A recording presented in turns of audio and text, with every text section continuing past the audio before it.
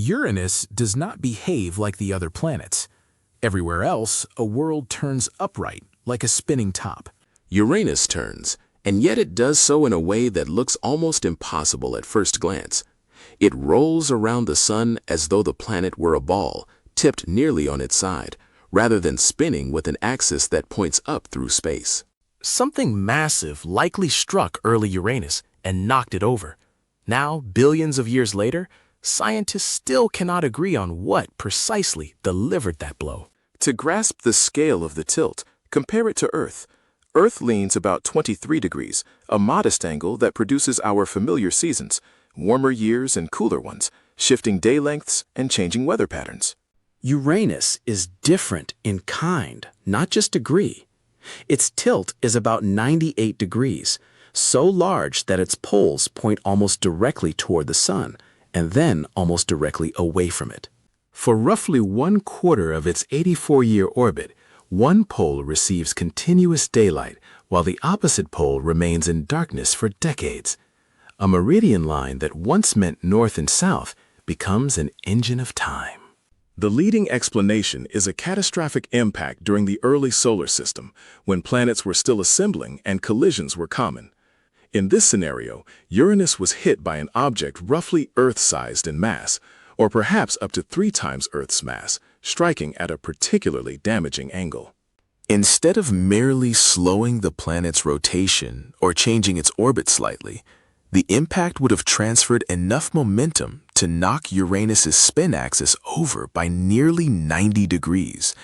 This resembles, in broad concept, how Earth's moon may have formed. A giant collision reshapes an early world and leaves a long-lasting imprint. There is a complication, however, and it concerns Uranus's moons. If one single impact truly knocked the planet sideways, those moons should still orbit in the plane they formed in originally, because they would have retained their orbital geometry even after the planet's axis changed. Yet, Uranus's major moons behave as if they belong to the same tilted equator as the planet itself.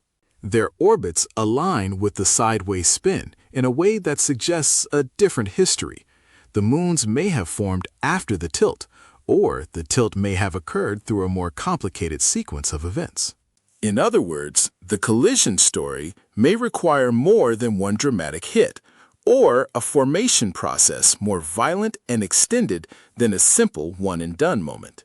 Uranus becomes even more difficult to model when examining its magnetic field.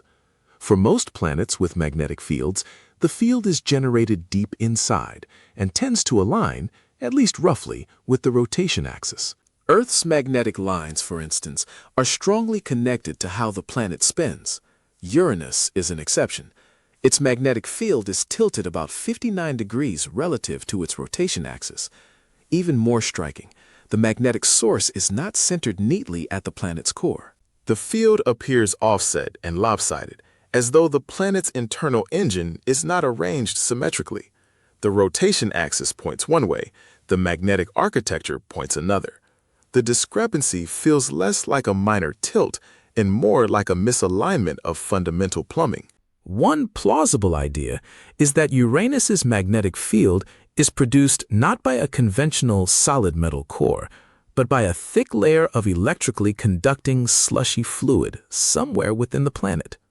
In this picture, the interior contains a mid-depth ocean-like region made from water mixed with ammonia and methane, materials that can become conductive under the pressure and temperature conditions found inside Uranus. Because this ocean would sit in a layered structure rather than at a perfectly centered metallic core, the magnetic field it generates could be naturally offset. If the conductive layer is irregular, shifted, stretched, or evolving slowly, then the magnetic geometry could change over time as well. The planet may be sideways, and its inner machinery may also be uneven. Uranus also challenges expectations about heat. In general, the farther a planet sits from the sun, the colder it should be. That is the simple rule driven by reduced sunlight. Neptune, however, lies almost 1 billion miles farther from the sun than Uranus. Yet Neptune radiates more internal heat and appears, by cloud top measurements, about as cold or even colder than Uranus in certain analyses. The usual pattern among ice giants and gas giants is that they retain substantial internal energy left over from their formation. Uranus seems to violate that pattern. It produces very little internal heat compared with its neighbor. Some scientists propose a connection to the same large event that tilted it. If an early impact stripped away a great deal of heat, Uranus might have never fully regained the internal energy that other planets still carry. The collision would then be both an orientation event and a thermal one, a single history carved into two different observables. Despite the planet's importance, direct exploration has been limited. Almost everything close up about Uranus comes from one spacecraft, Voyager 2, which flew past in 1986. That flyby was brief and distant, yet it provided critical baseline observations: Uranus's atmosphere, its rings, and its general appearance. At the time, Uranus happened to be in an unusually quiet atmospheric period. The result was deceptively simple. Early images showed a smooth, pale blue-green globe with minimal visible weather. That calm look shaped expectations for decades, because those expectations were built from a single encounter. Only later, with improving ground-based telescopes and modern instruments capable of viewing Uranus across more wavelengths, did scientists realize that the planet can host dramatic activity that Voyager never captured. Modern observations have revealed a side of Uranus that was largely invisible in 1986. Telescopes now see bright storm features, cloud bands, and disturbances that can flare up and then disappear. Some storm systems are large enough to be compared to regions as vast as the continental United States. The behavior is also irregular in a way that resists simple forecasting. The planet's extreme 98-degree tilt matters here. Each pole endures decades of continuous sunlight, followed by decades of darkness, and those long intervals of heating and cooling are believed to drive atmospheric dynamics differently than on planets with milder seasonal cycles. Weather on Uranus may be governed by slow seasonal forcing rather than short-term solar variability. The paradox is that the planet can look calm for years and then suddenly display weather that seems far more energetic than its visual stillness suggests. Given how many questions Uranus raises, one might assume another mission would be the obvious next step. Instead, time has passed without a dedicated return.